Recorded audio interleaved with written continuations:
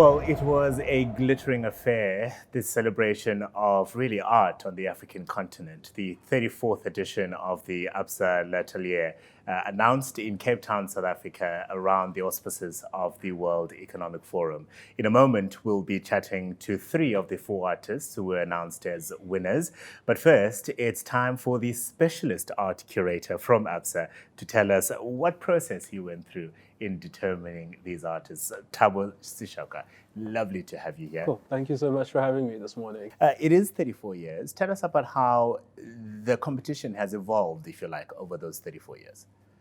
Look, over the past 34 years, the Absa L'Atelier, in partnership with SANAV, the South African National Visual Arts Association, has been working with a number of artists. So not only saying, here's a prize, you've won it, but working with them to how do we build your career? How do we get you? How do we springboard you in a way? So what the artists or the ambassadors walk away with, three ambassadors, is that they walk away with a 1 month stay in Paris. So they'll be able to experience different museums, they engage with artists network. They'll then come back to South Africa and they will take up a 1 month residency in partnership with the University of Pretoria, where they'll be given weekly masterclasses on different issues. How do you brand yourself? How do you market yourself? How do you run a business?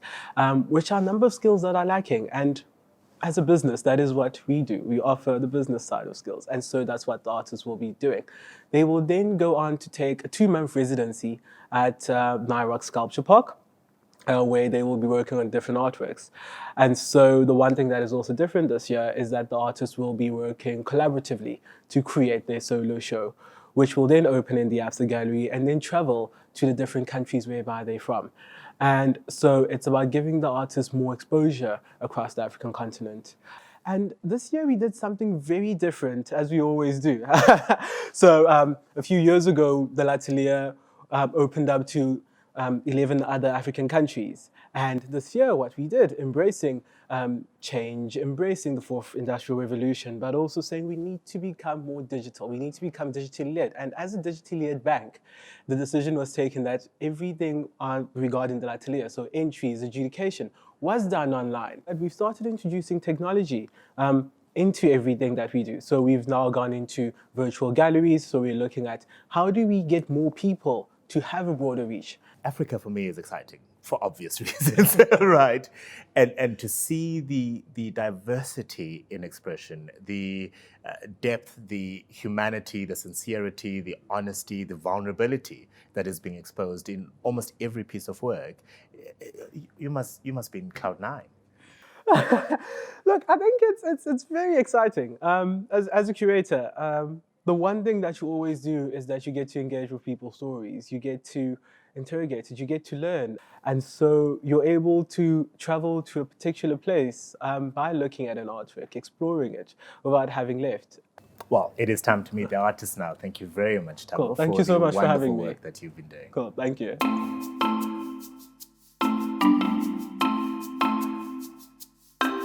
With me are three of the four winners who were announced at a glittering affair around the World Economic Forum. Congratulations to each and every one of you artists. We'll start with you, Phoka Nyokong.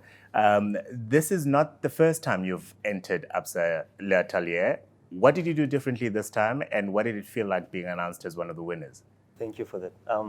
So what I did differently is very fundamental. Is just basically just paying more attention and respect to the requirements of the competition, and also like familiarizing myself more with the Absa L'Atelier kind of ethics and ethos as a competition of art, because I've known people who've personally been involved as artists as well, So in the conversations, like I just learned that you need to really like be focused and go put your best foot forward, in terms of like choosing the work that you submit.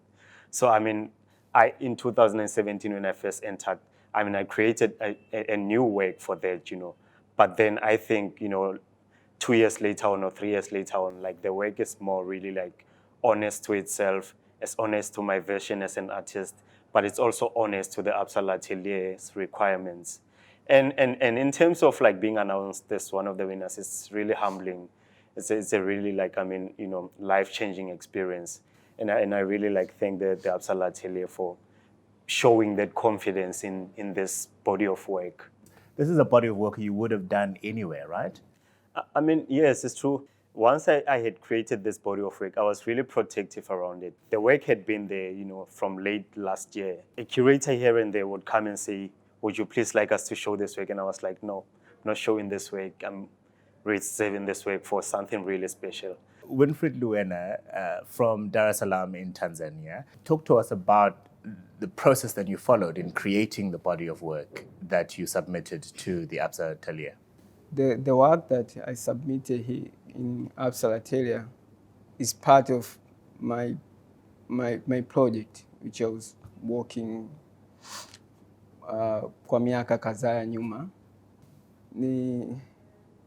Actually nilichokifanya kwa Absa ilikuwa ni kuchagua picture ambazo, kazi, artwork ambazo zita speak the same, ita speak about kitu kimoja specific from the bigger body of work which was, nikachagua picha 5 ambazo zote zilikuwa zina speak about the kitu kimoja. Our third winner, Kensani Ritlamfu, tell us about your process of entering the competition and how it must have felt when you were announced as one of the winners. It's encouraging, it's motivating. For me, Absa Atelier feels like it's like I have a relationship with it because I've been through it, more than once. But only this time, I get it. So I think the persistence and the allowance it gave me, to grow myself and then get it at this time, I feel like it's the right time to get such a prestigious award. Let's then talk about the actual work that you submitted and that has won you the prize. Poka, you were dealing with issues of gender misidentity, collective social anxiety, and the temporality of the human material experience. Just share with us what that means. Yes. So when making work, for me, aesthetics are important. I love color.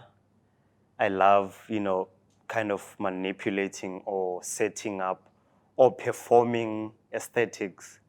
So, you think back, some of the cultures that inspire me are the Igbo people, the Yoruba people from West Africa, and, the Ndebele people, Xhosa people, Zulu people from this country.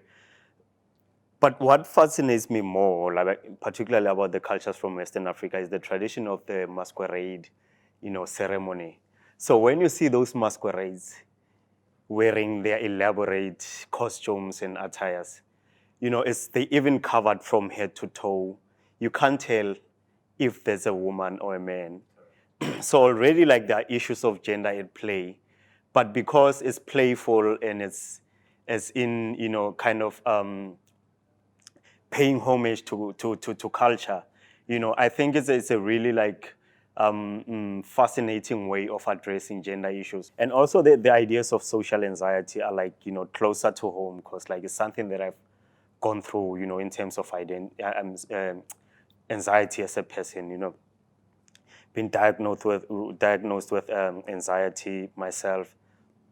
So it's just a kind of meditating on those issues and trying to come to terms with them by creating this work that is, really reflective and, that just gets into its own moment and sort of reflects on what has gone before and what's coming.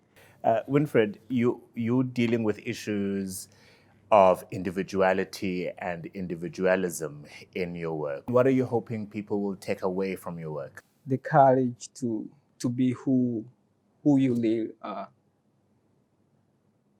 despite of where you come from. To the courage to put what you believe in here first before. I don't mean to go against you about other ideas, but more to give priority about your personal ideas.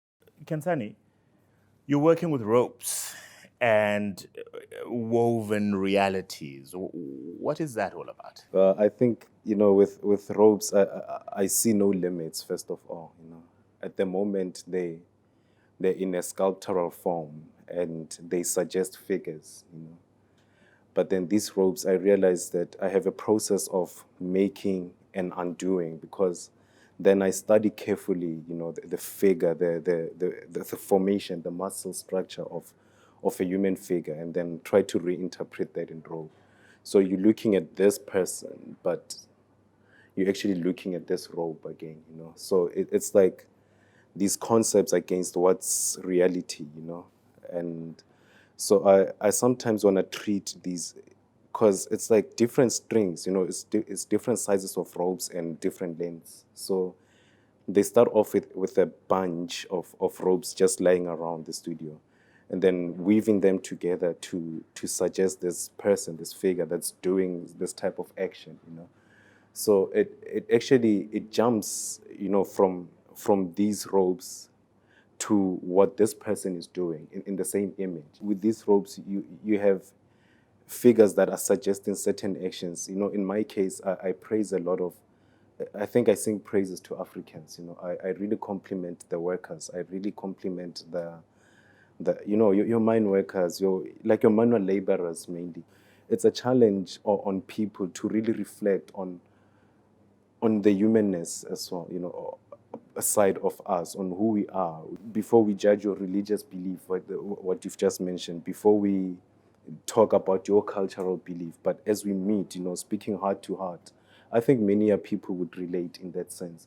So I think it's a call for people to come together as well. Gentlemen, congratulations. Thank you very much for the incredibly brave, deeply reflective, and unbelievably personal work that you have done, and has won you the Absa L'Atelier for 2019.